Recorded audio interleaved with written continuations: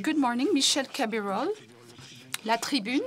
I would like to have an assessment for the Rafale export. Do you have figures over the next 5-10 years? What is the potential for exports of the Rafale? You said 261.25 for exports. Have you included the pre-owned aircraft or not? And a second question, you said you have bought back Thales shares. Will that change your share ownership with the state? Thank you.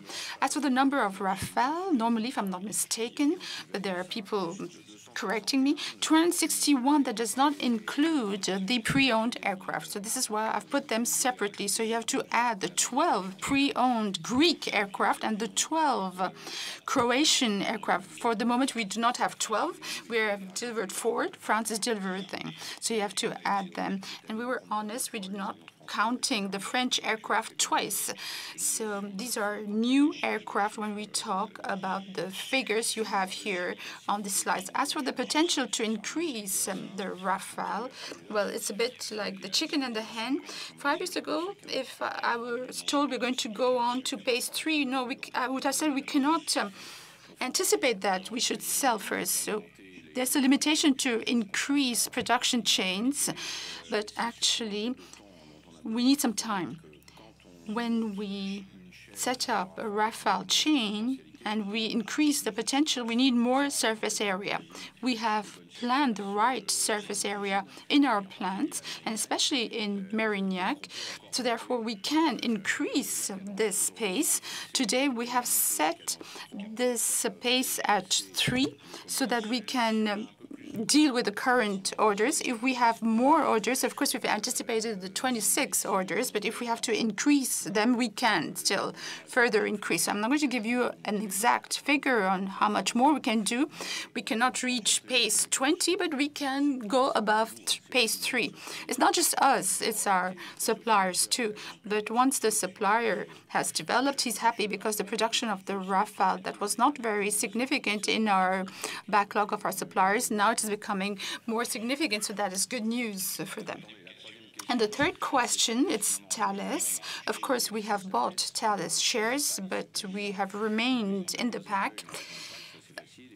And we're not going to go above the magical figures that will force us to make a takeover bid. We're not going to have a takeover bid on Thales, not you, but the state.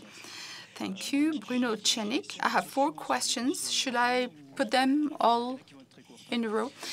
Yes. So to put aside the inflation effects, the increase in the pace, does this have an impact on the production costs and the sales of Rafale, up or down? And then you said things could happen in India. So I have 2 questions on that.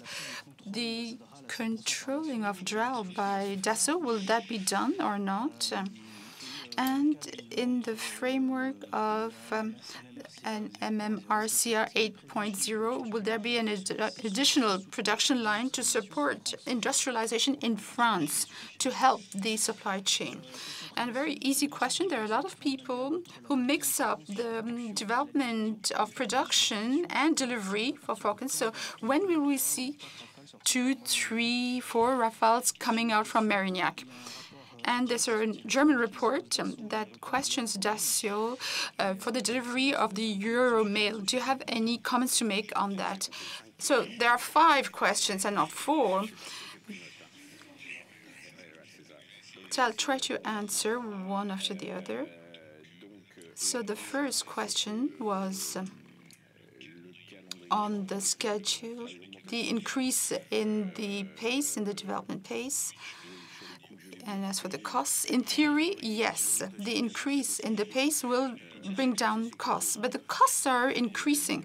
So you're going to say, well, you're not good. Yeah, we're not good because everything is increasing because of inflation. And actually, all the prices are increasing. Our suppliers are also increasing their costs because of inflation, because of the increase in the prices of energy. And so therefore, we are following inflation. But as for our prices to our clients, we're following inflation. It's simple. We have to remain within our costs. If we can bring them down good, we can earn our lives better. If we cannot control those costs, we will not earn our lives that well. So the reality is such that there's a lot of tension for Rafales and Falcons.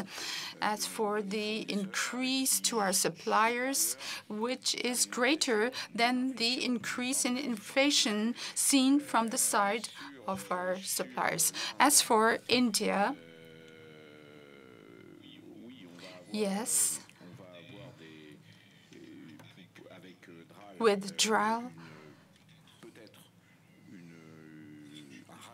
we might buy back a certain number of shares, because to go on to the next step, since we've done a joint venture, we have to increase the capital. We need more equity. Since they have more equity, we have to increase the capital. So we have to discuss about this with our partner. There are several solutions. Either they will increase their financial participation, and then there'll be no problem, or they'll have trouble increasing the stake, and then we might buy back some shares.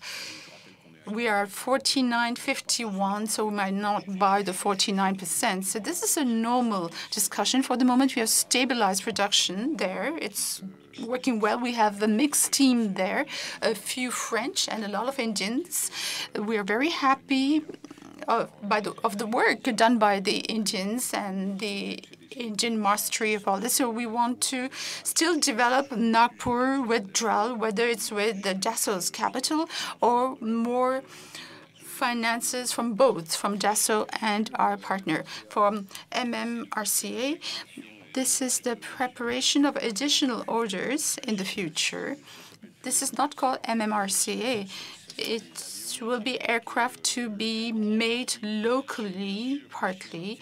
And if we obtain these major future contracts in the next decades, this will guarantee a sustainable manufacturing line. We will make a lot, and this will benefit our French factories, as it's the case today. So it'll be a win-win for everybody. But we just have to develop India, as I said in my presentation. And the fourth topic,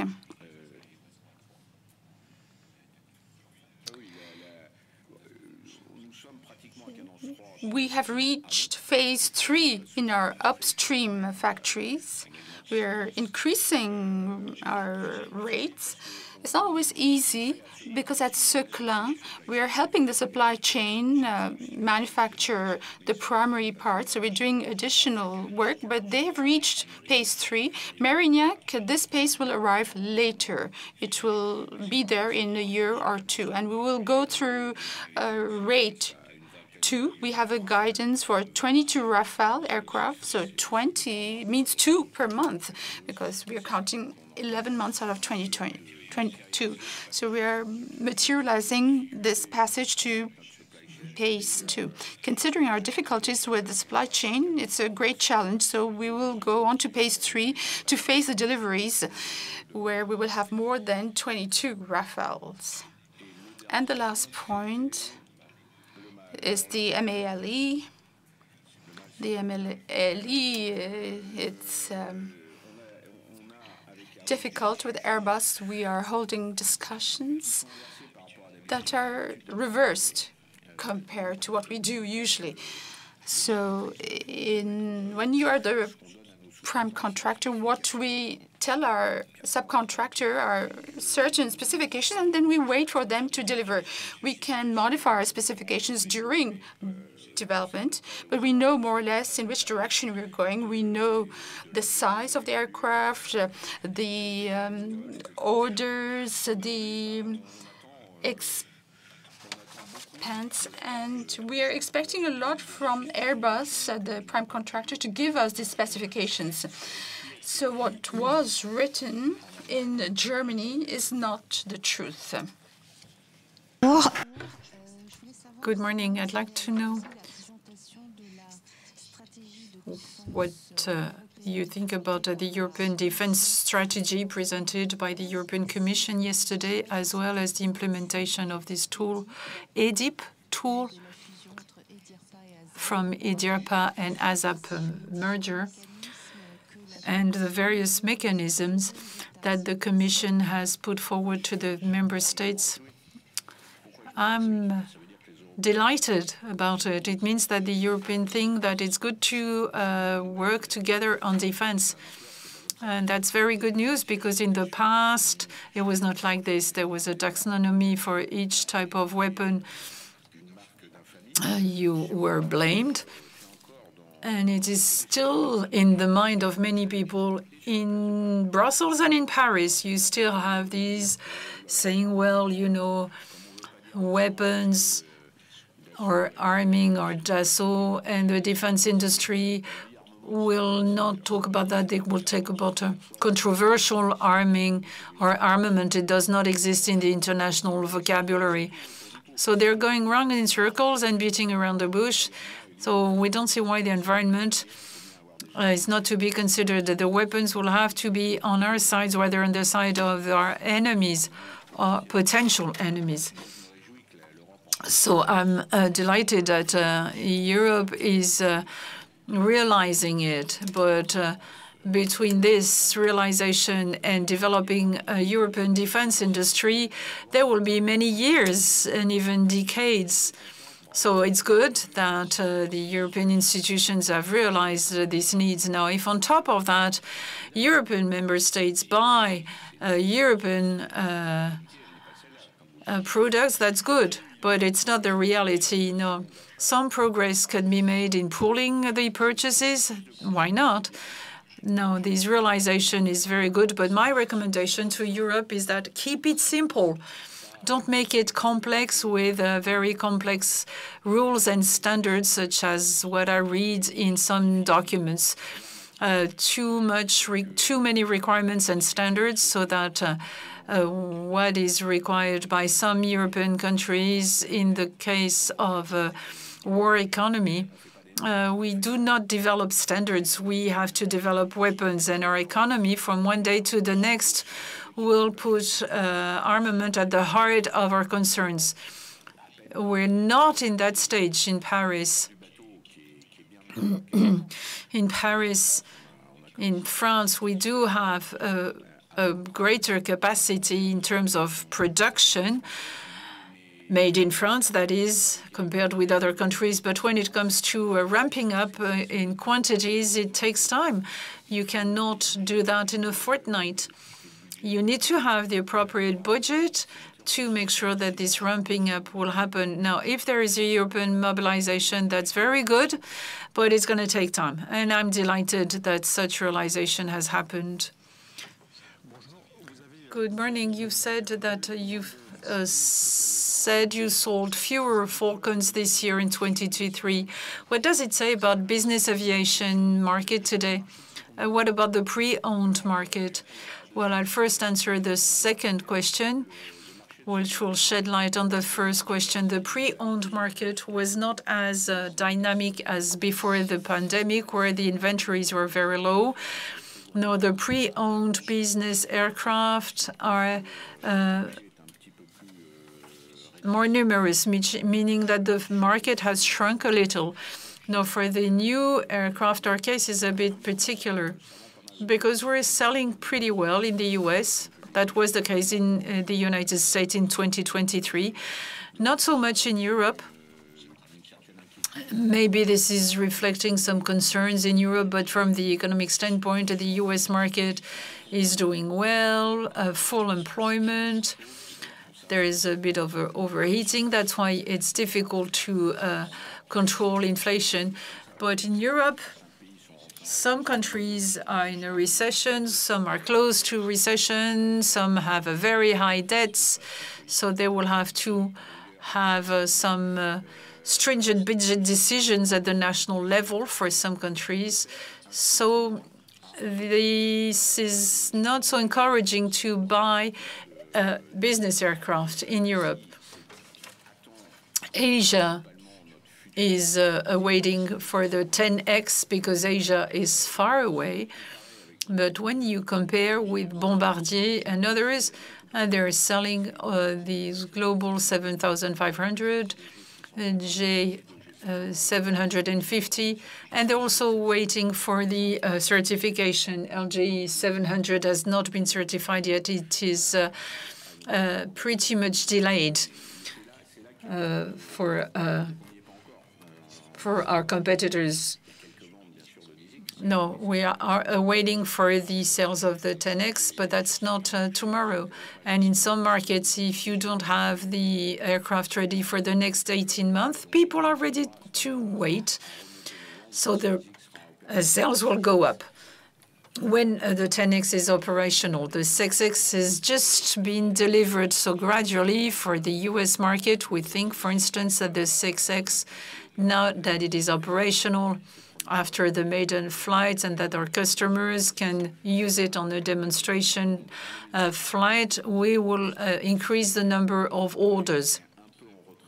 So it's slightly behind compared with others, but we have to compare comparable aircrafts. Our competitors have a wider range than we do. We go from the 2,000, so that's 4,000 nautical miles. And we don't go up to the famous 7,500 nautical miles for the ultra long range, because the 10X is still under development. Now, when we compare on this market segment, we've always been the number 3 in terms of quantity. This is a rank position that we have maintained. We would have liked to sell more in 2022. 64 were sold. You know, ups and downs. When the economy is doing better, we sell more, which means that in 2023, the European economy was not that good. And the Russian market has just disappeared, literally. It was 10% of our customer base.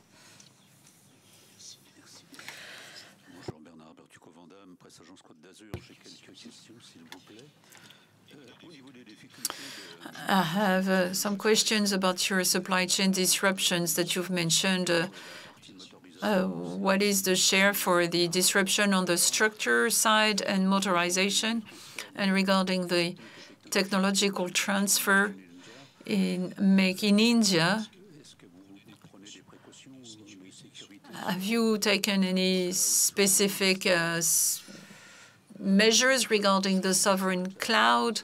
And I'll stop here. We do not have problems with the engines and motorizations. Maybe I wouldn't have said that a few years back. It means that some progress has been made. It's difficult for the engine manufacturers because they also have their own supply chain problems. They have great difficulties. Now they're delivering. They're not delivering on time, but they're not postponing all the aircraft that we have delivered. No, all the big ones, the JKN, Lateco Air, Daher, 3As, and many others, those are the ones that are late. So much so that we have to postpone our plans. So this is our main focus regarding our supplies. So we need to program for the future deliveries and see what kind of support we can provide them with. In India, it's a manufacturing transfer, so there is no technological transfer. It's a transfer of know-how for the manufacturing of Falcon's parts, and in the future that of Rafale. You know, they are big partners. They know how to fly the Rafales, and they also buy Falcons from us. So there is a balance between the Dassault know-how and our capacity to start a partnership with a few Indian companies.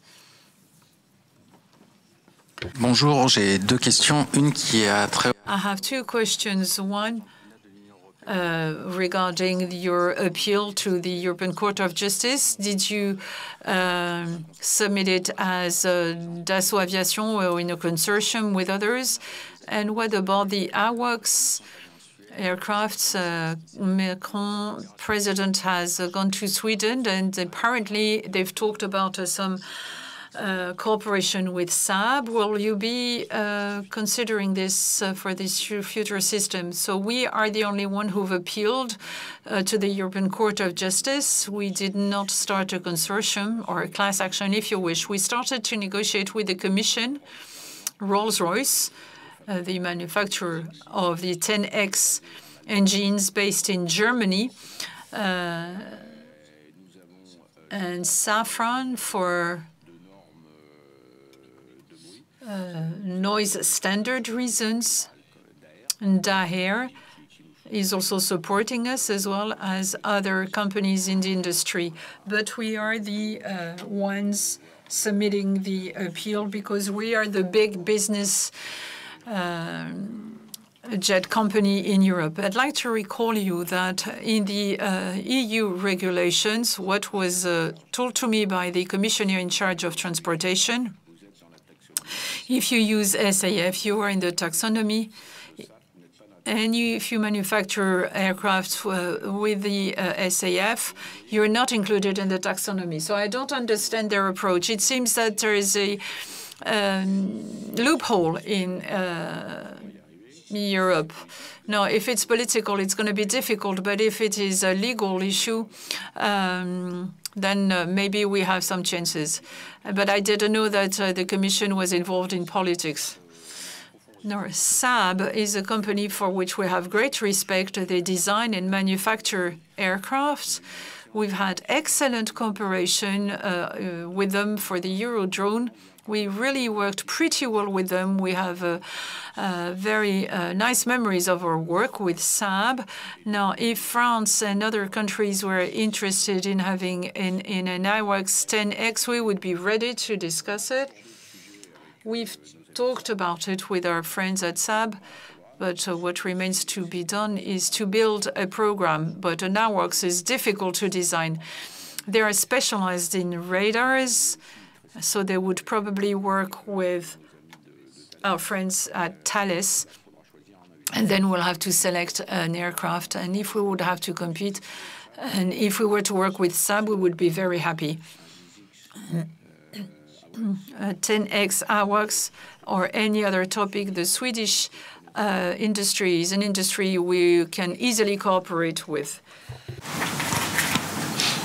Merci. Bonjour.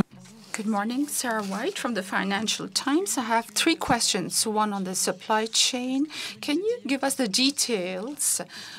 What is wrong with the subcontractors? You talked about the difference between the Americans and the Europeans. Can you tell us more? What are you doing at your end? What types of support? Is it financial, etc.? As for defense in Europe, you have pleaded for a simplification or a simple approach, if possible. Well, what would you recommend if we had to deliver faster in terms of defense? What would you need to do? More money, more political decisions?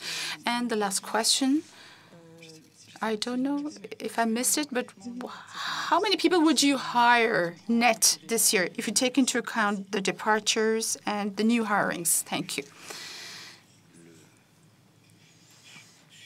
As for the supply chain, there are several types of aid we are providing to our supply chain. First, what I'm saying is factual.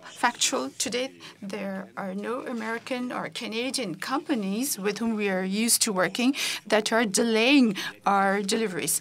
There are some French companies or European companies. GKN is a company that put us in difficulty for the 6X because they had made a choice of a subcontractor far away from Great Britain and far from France. So we had to change, so that costs us money. That means we have to find a new partner in France, and it's going to be Potez, and we have to industrialize in a certain way. We have to set up new teams, and this is done together with GKN.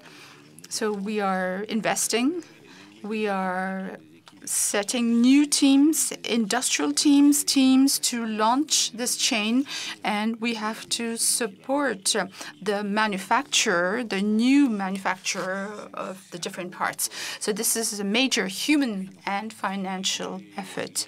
There are companies where they have difficulties, so we are sending people from quality, from production. We have to help them understand what are the difficulties. And we have teams that are being sent to various companies. To give you the example of 3A that was sold recently to Nair in Tarbes, but we have teams that are going to help there because there are delays. And then there are some small companies that are facing working capital requirement issues. At one point, there was no more money to pay the employees.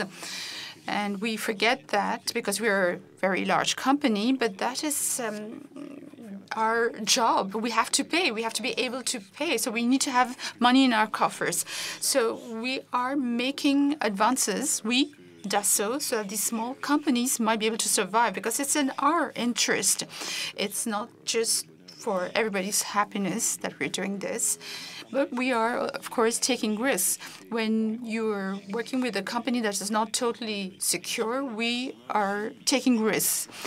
And we've put money in aeronautical fund with our friends from Airbus, Safran, and Thales. And this fund can help provide equity to a certain number of companies in difficulty. I'd just like to remind you that there was a high-density oxygen because of COVID. So this oxygen, more oxygen makes us euphoric. And when you remove the oxygen and you have to live without the oxygen, well, all of a sudden, it's more difficult. So we have to refund the loans.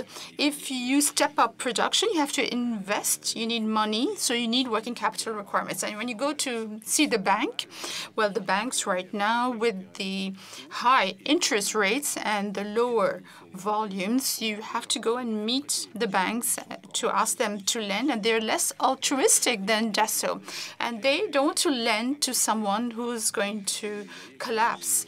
So it is a downward spiral. So there are some companies that will wind up. That is everyday life.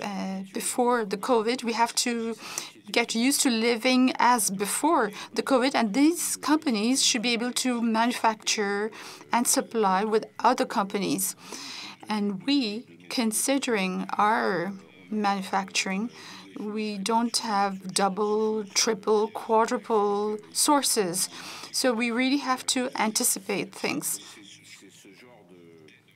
So this is how we're helping. It's human help. We're sending talented teams. When we send them away, we don't have them with us anymore. So this creates some voids. And we have all kinds of aid, funds. We make payment advances so that they can make ends meet. For the net 2023, we are at plus 1,200. Sorry, 2024. 2024. He's correcting himself. So the 2,000 that we're planning to hire, we're anticipating the departure of 30 people. So it should be 1,200 net. So this is a progress in terms of our staff in the group. It's true in France and in the U.S., because in the U.S., the phenomenon is different. In France, we have preserved our employees during the COVID, thanks to the loans. In the U.S., there was no aid from the state, and they left, and it was difficult to get them back. So we had hiring issues in the U.S., and in the U.S., there's full employment. When you're in Arkansas, in Little Rock, the unemployment rate, according to the government, is 2.3%. I had met them. And they're still saying that they're trying to get more people. The advantage in the U.S. is that when you create a company, when you create new jobs, people come. They come from all over the United States. In France, we create in a given place, and in another place, there's unemployment. Things don't move. Mobility is difficult in France.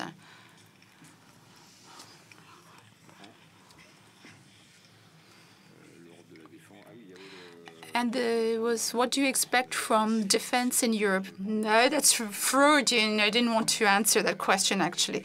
But we're waiting for something. We're trying to be pragmatic, and we need the help from the states. The states have know-how, they have skills, and if these states want to do things together, that's perfect, so long as we do not sacrifice our efficiency to a dogma. There's no more time to waste, and we have to use the fastest, simplest solutions, the most easy ones, the most pragmatic ones.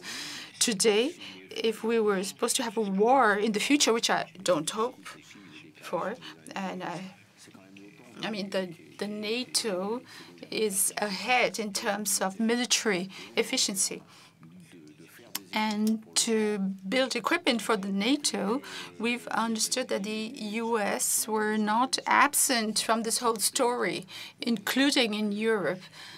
And I'm going to say it again, otherwise you're going to tell me that I'm bringing my guard down. There's an American preference when we buy in Europe. So if somebody talks about European preference, great. We will see the efficiency of this declaration of intent versus reality. But then the European defense tool that has not been planned for that, that should be developed. And that is one of the questions. Today it's true in France and it's true in the whole of Europe. Assalmeda from L'Usine Nouvelle. 2 questions on supply chain and 1 question on taxonomy. The supply chain, is the Rafale supply chain less exposed than the Falcon supply chain? And considering the MMA problems, are you tempted to call on your Indian subsidiary to offset things? As for the taxonomy, can you tell us what are the issues at stake to be part of this taxonomy or not for your business jet sector? Now, for the Rafale, we do have difficulties too. We're not going to hide that, but it is easier. Why?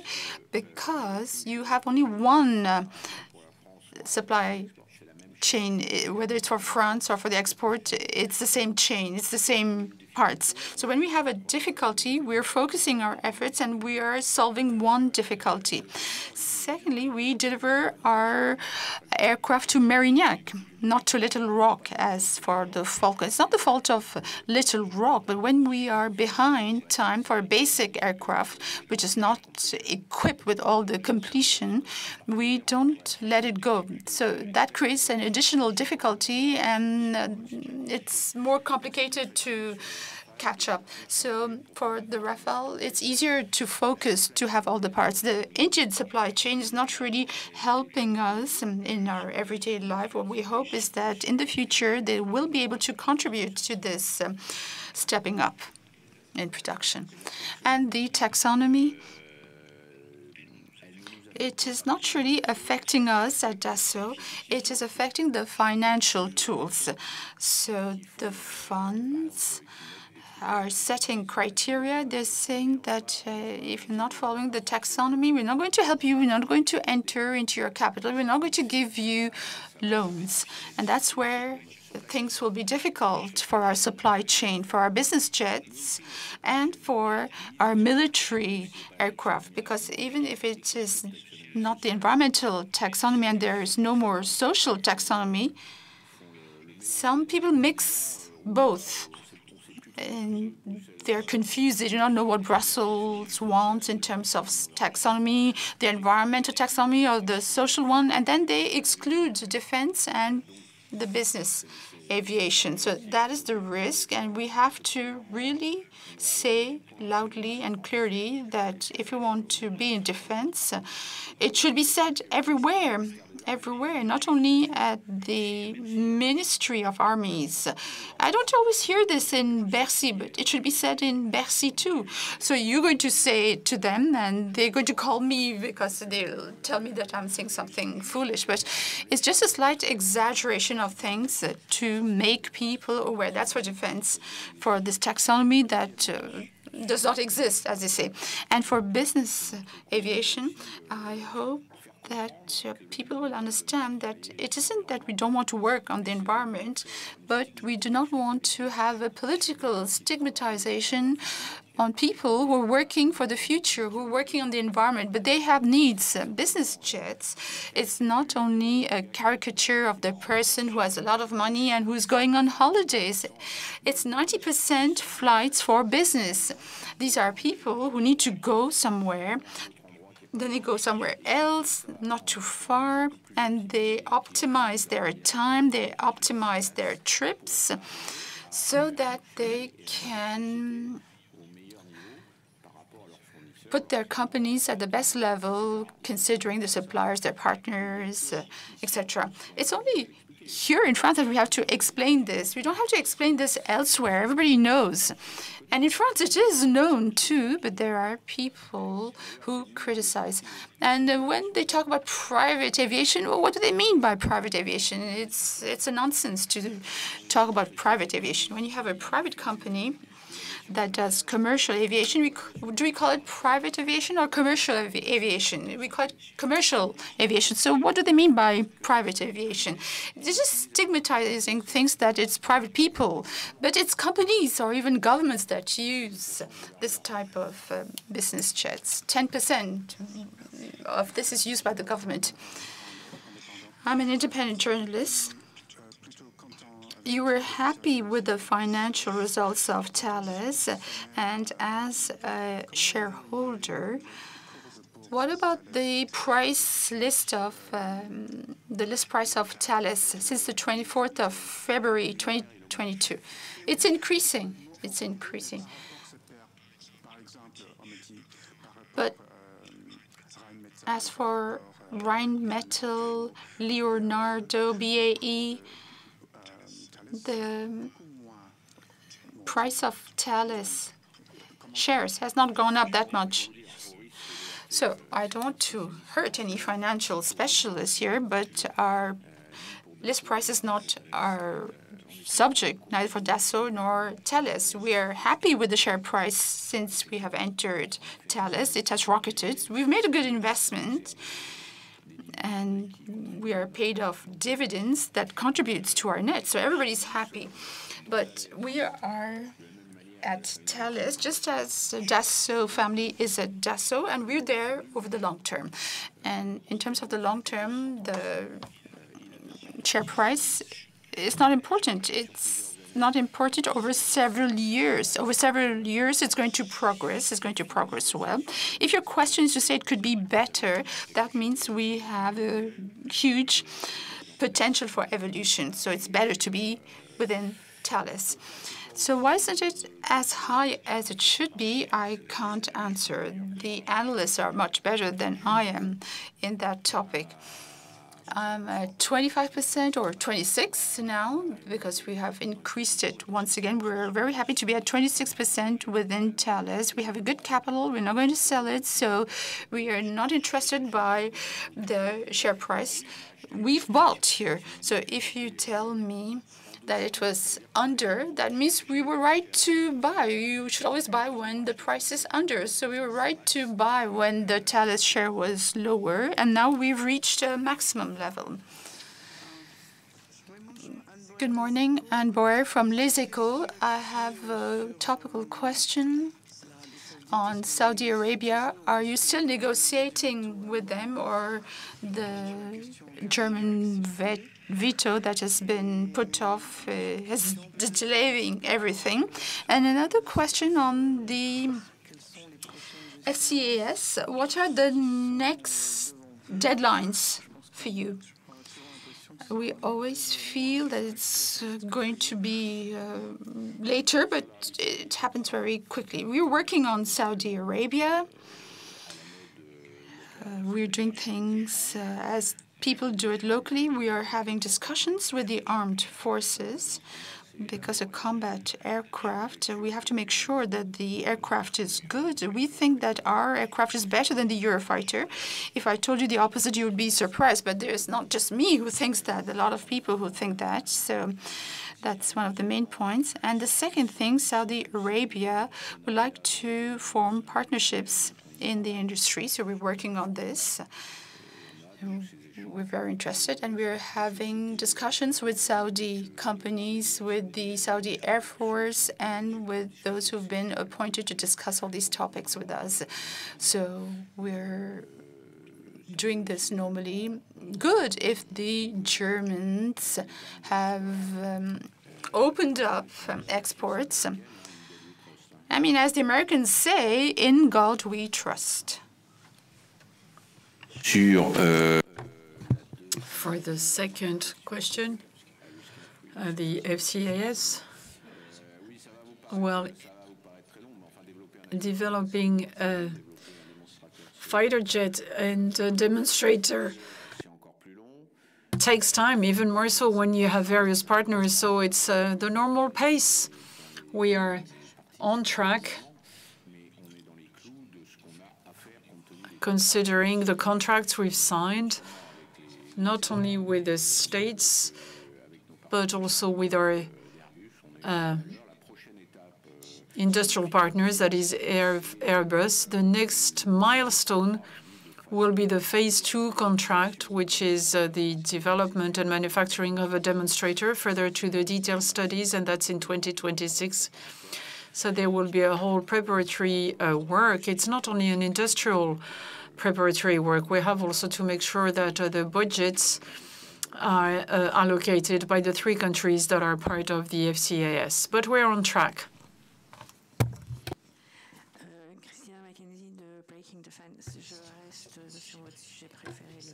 I'd like to talk about your favorite topic, FCAS. I'd like to know if there has been any progress as to the potential closer relations with Saab. Not at this stage.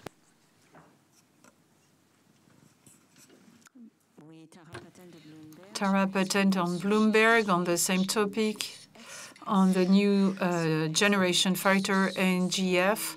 What about your relations with Airbus? Have things smoothed out? How do you work with them? And if your relations are not as good as expected, what are you expecting? Well, we've been working with Airbus. The relations are quite normal. For the 1B phase, when the phase 2 manufacturing stage starts, we'll see if we have good relations or if it is like when we signed for the 1B phase, when it was a bit difficult. Now, since we are taking the lead, we work as per the Dassault methods. So those who can keep up with the pace, that's no problem. We're aiming for efficiency, and we will see for phase 2 if we can find the good agreements and we can agree with them and find some common ground. It's a normal business relation with Airbus. If we can come up with an agreement and we come to common grounds and work together, then it's a normal type of business relation. I have 2 short questions. We've noted that you will be at the head of GIMD before January 8th, 2025. My first question is, what about the leading Dassault Aviation and GIMD? I've understood that you will still have the 2 caps. What the combat drone with the Rafale F5? Any idea as to the schedule for the development phase, the maiden flight, the entry into a service, and what is the development cost of such an aircraft? A press release has been issued to answer your first question. The entry into force will be next year. I have 1 year to get prepared. The important thing is that you have more responsibilities. You rely more on your teams that are more directly at the front line solving the problems. You know that the CEO usually doesn't do this type of work. So the answer to your question will be given in less than a year. For the second question,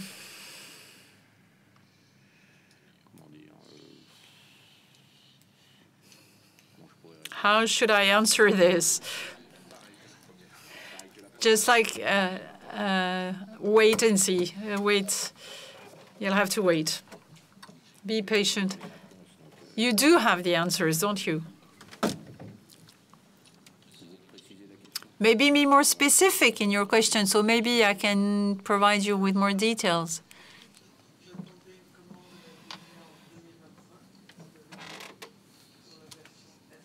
You've said you were expecting an order by the French DGA for the F5. Well, for F5, we're waiting an order for the study. So we have to check the budget, what Dassault and its partners can do, that is mainly Thales. What will be the requirements by the French DGA.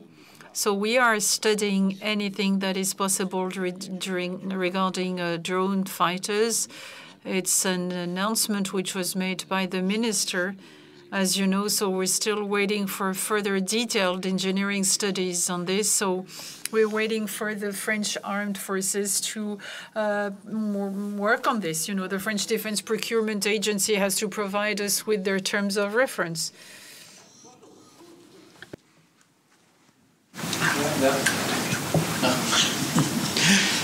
Merci bien. Back to what you said earlier. With the U.S. hegemony in NATO, let's not forget the problem you've had with F1 versus F-16. It's good also to remember all this. Plateforme 3D Experience. Now, what about the pace problem you've had between the industrial transfer of the Argenteuil plant to the Cergy plant? No, operating feedback is very easy. It's just need to plug the computers, make sure that there's a power supply. There is no issue there. It's a digital routine, and you know, moving from one side to the next doesn't mean any problem between Argenteuil and Cergy. It's more a physical thing. You know, you have to move everything. The equipment, the people, without wasting time, and shut down the Argenteuil plant in a proper manner. Now, for the F1, I'm not, you know, I'm young, so I don't remember all this, but I haven't gone through that. But for the F-35, for instance, the Czech Republic is buying F-35, just like Belgium and the Netherlands. Germany has bought F-35 because they have good reasons for that. This is what is more concerning to me than the past. It means that there was a strong strategic decision made. The European countries are buying from the US. Will not repeat endlessly what I've said, except for those who are supposed to buy Eurofighter. I have no problem with the Eurofighter. It's a European. But those who've developed the Eurofighter are also buying from the US. That's the case for Italy, Germany, and the UK, and that's not the case yet for Spain. So yes, we're concerned, but it's not a hegemony. You know, the US are competing with no qualms. But when we talk about this realization in Europe, we were discussing earlier, we shouldn't have qualms in Europe either, even though I think there are some qualms here around. Très bonne, on est très content. Question with no microphone. Answer. Platform is doing pretty well. For the 10X, we are fully operating it, and we are hoping to deploy it for all our aircraft in the future. On a step-by-step basis, it is providing us with great capacity to have our software that are not Dassault Systèmes software on our platform, so that's very good for us. So it works pretty much with our platform, so we can keep on using our own tools and the tools from other platforms with a preference for the Dassault Systèmes tools, of course.